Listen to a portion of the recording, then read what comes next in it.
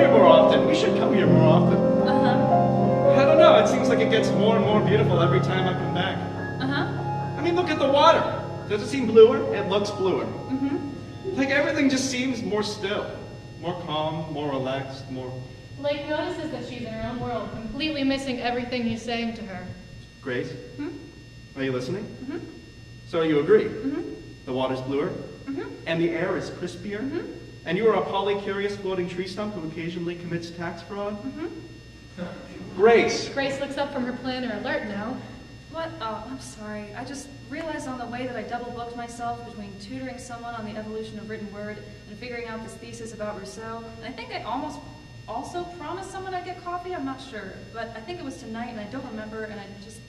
Grace looks at Blake, whose presence immediately calms her down. She smiles and kisses him lightly. Hi. Hi.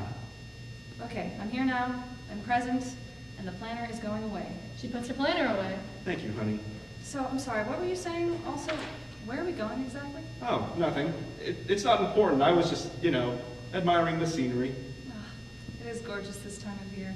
God, I love the fall. They walk for a little while longer before Grace realizes he never answered her second question. Babe, Hmm?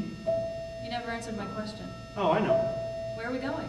Here, there, over yonder, round the corner, behind, forward. Blake. Okay, we're almost there. Close your eyes. Why? You'll see. I'll tell you when. Okay. She closes her eyes, placing her hands over her eyes. Blake leads them there for a few more feet. He stops her. Stay here and turn around. She does as he says, chuckling slightly. Meanwhile, Blake finds a previously stashed picnic basket next to a tree and lays down a blanket, an ice bottle of champagne, a lit candlestick, and 2 pillows. He turns to face her. Okay. Now.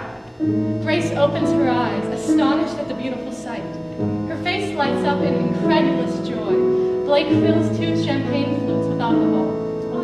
Oh my God, what is this? Happy 3 years. But that isn't until Thursday. I know. But with you being so busy all the time and with all the stress of your thesis, I thought we could celebrate early and give you a little break. Oh, babe. And don't worry about your commitments tonight. I already texted your student and Jenny, you were getting coffee with Jenny tonight, and told them about this, so you are as free as a bird. I don't know what to say. You really didn't have to do all this. I know. I just wanted to show you how much I love you. She kisses him. Thank you, Blake. Come sit. He places the champagne flutes on the basket and gestures to one of the empty pillows. She sits on the pillow, and he gets situated on the pillow across from her. He hands her a champagne flute to her. Milady. Thank you, kind sir. You're welcome.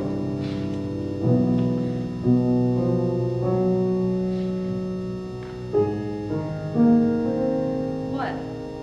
You are so beautiful. I'm so lucky. Aw, love.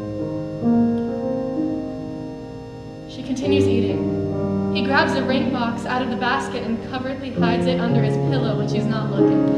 He continues to watch her eat. What? I can't believe I get to be the one who loves you. Grace, my life is messy. It's been messy for a long time. I've lied to myself and told myself it's an organized mess, but just to make myself feel more, I don't know, secure. I knew I had to get my life together, but I didn't know how. I've tried to declutter it, actually organize it, but nothing seemed to have worked.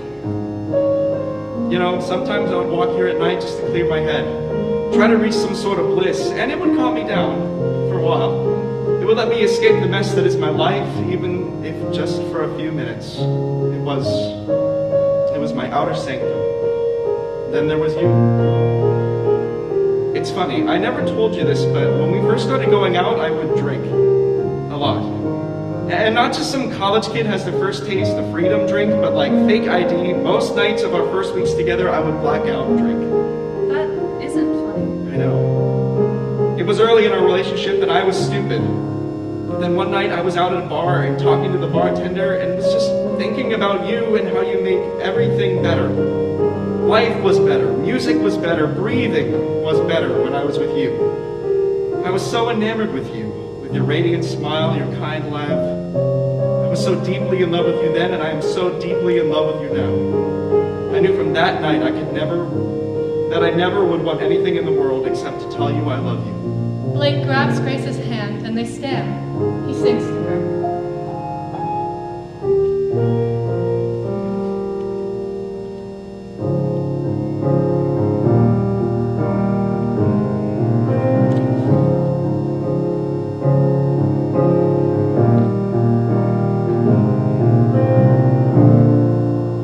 Another chapter ends and mingles with amends I made 3 lives ago.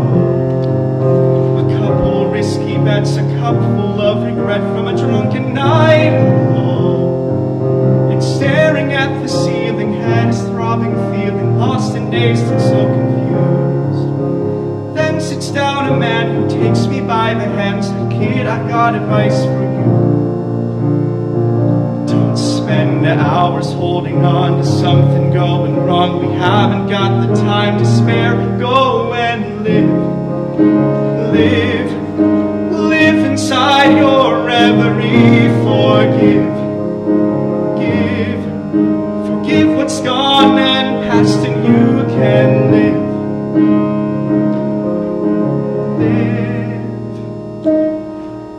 A quiet night at home, a silent night alone allowed me to worked hard to fix myself and listen to the help and advice I got from you. Looking in your eyes, I see my life disguised, my future shines in ocean's blue. I think you should know that all I've ever known is mystery, but I see you. See your kindness, laugh, your eyes, and radiance and glamour left me helpless yet alive, so I live with you beside me and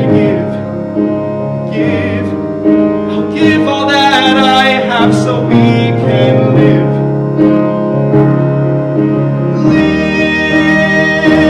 Oh, I've been hoping, dreaming, praying for the glory and the fame of Roman gods. But one look at your face, I know there's not a place I don't want you to come along. And I've been hoping, dreaming, praying for someone like you for so long.